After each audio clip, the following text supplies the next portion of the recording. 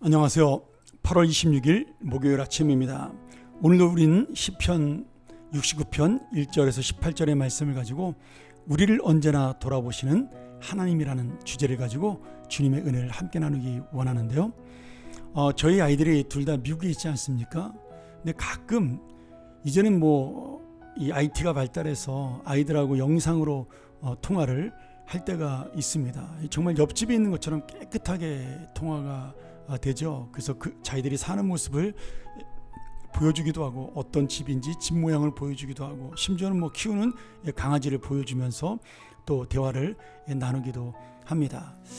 저는 오늘 말씀을 보면서 그 생각이 났습니다. 우리가 힘들고 어려울 때 이런 영상을 통해서 부모님에게 어려운 이야기를 하는 것처럼 비록 하나님은 영상으로 보진 않지만 날마다 우리를 지키시고 인도하시고 이 세상의 부모는 영상으로 본다 하더라도 그 어려움을 해결해 줄 수 없을 때가 많지만 우리 하나님께서는 우리의 모든 어려움들을 고난들을 이겨나게 하시는 은혜를 주신다는 그런 귀한 마음이 귀한 생각이 이 말씀을 통해 들었습니다. 오늘 이 다윗이 이 시편을 쓰면서 굉장히 어렵고 힘든 상황에서 이 시를 썼다 이렇게 볼 수가 있습니다. 특별히 이러한 시들을 이런 고난 가운데 쓴 슬픔의 시들을 시편에서는 비탄시다 이렇게 부르죠. 그러니까 정말 슬픈 탄식의 시다 이런 뜻인데 아마도 우리가 보통 이 시편 69편은 다윗이 압살롬의 반란 때 지은 시가 아닌가, 그러면서 내가 이렇게 어렵게 되는 것을 하나님께 호소하면서 나를 돌아봐 달라고 간구하는 그런 시가 아닌가 우리가 보통 추측을 하고 있습니다.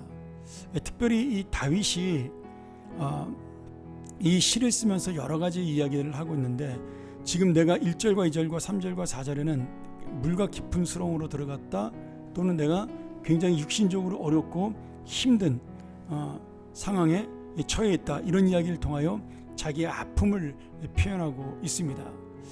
여기 1절과 2절부터 4절까지 보면 인간이 이길 수 없고 헤어나올 수 없는 그러한 아픔과 고통 속에 있다라는 거죠. 그것을 통해 내가 이제는 주님밖에는 의지할 수가 없으니까 주님이 나를 건져달라고 그렇게 말씀합니다. 그러면서 이 다윗의 믿음이 참 중요한 게요, 이 5절 이하에 보면 자기가 혹시라도 죄 지은 것이 없나에 대한 두려움을 가지고 하나님 나를 도와달라고 그렇게 간구하는 모습도 있고요. 또 내가 주님을 위하여 어려움과 고난을 당하는데 하나님이 대신 갚아달라고 그렇게 이야기를 하고 있습니다. 예수님께서 이 시편 69편을 많이 인용을 하셔서 또 69편이 굉장히 중요한 본문이 되고 있는데요. 9절에 보면 주의 집을 위하는 열성이 나를 삼키고 주를 비방하는 비방이 내게 미쳤나이다 이렇게 고백합니다. 이 말씀 뭐냐면 다윗이 하나님의 집을 위해서 내가 열심을 다해 섬겼고, 그리고 내가 주님의 영광을 위하여 열심히 살았더니 그 열심을 싫어했던 사람들이 나를 괴롭히고 또 주님을 비방하는 사람들이 나에게 그 비방의 그 아픔을 쏟아내고 있어. 그러니 지금 내가 당하는 이 고통과 아픔은 결국 하나님 때문에 당하는 것이고 하나님 대신 당하는 것이니 하나님이 갚아주시고 해결해달라고 그렇게 말씀합니다.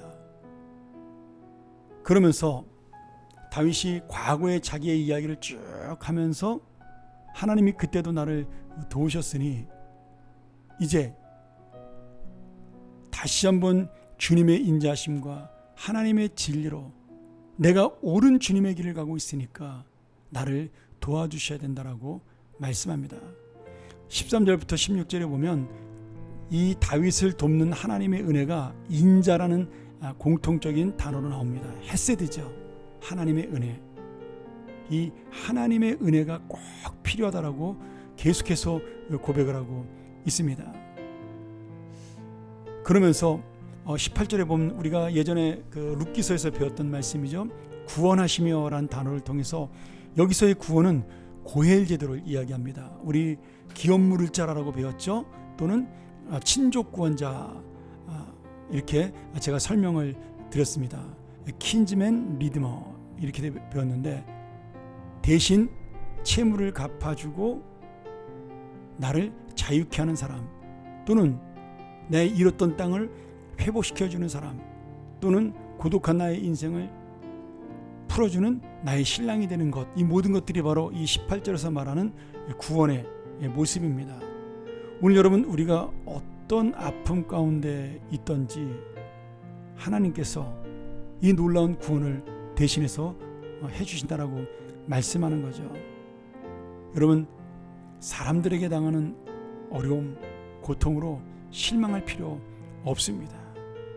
오늘 예수님께서 이 모든 것들을 대신하여 갚아주시고 구원해 주시고, 특별히 그 모든 것을 예수님의 은혜로 모든 것을 지불해 주고 대신 갚아 주십니다. 그러니 오늘 이 구원이라는 단어는 예수님이 사용하신 것처럼 이미 그 예수 그리스도의 구원을 우리에게 보여주고 있는 놀라운 은혜를 말씀하고 있는 겁니다. 사랑하는 여러분,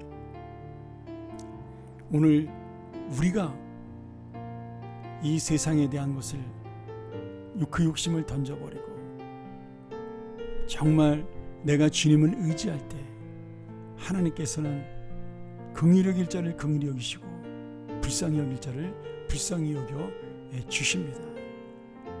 저는 이 18절의 말씀이 그래서 굉장히 은혜가 되고요, 또 16절의 말씀이 저에게는 참 감동이 됐습니다. 여호와여, 주의 인자하심이 선하시오니 내게 응답하시며 주의 많은 긍휼에 따라 내게로 돌이키소서. 이게 참 재밌는 단어지 않습니까? 하나님이 긍휼하시면 저를 돌아봐 주셔야 합니다.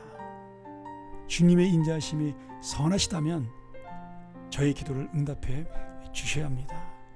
여러분, 이게 믿음입니다.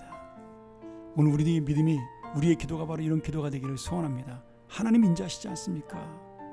저의 기도를 응답해 주십시오. 주님의 긍휼하심과 자비하심이 가득하다고 말씀했는데 왜 이 모든 것들은 나를 비껴가는 것처럼 보일까요? 하나님, 이 긍휼과 자비를 만나기를 원합니다. 오늘도 함께 기도함으로 주님의 놀라운 위로를 얻으시고 우리를 돌아보시는 하나님을 만나는 귀한 하루가 되기를 축원합니다. 함께 기도하죠. 하나님 아버지, 감사합니다.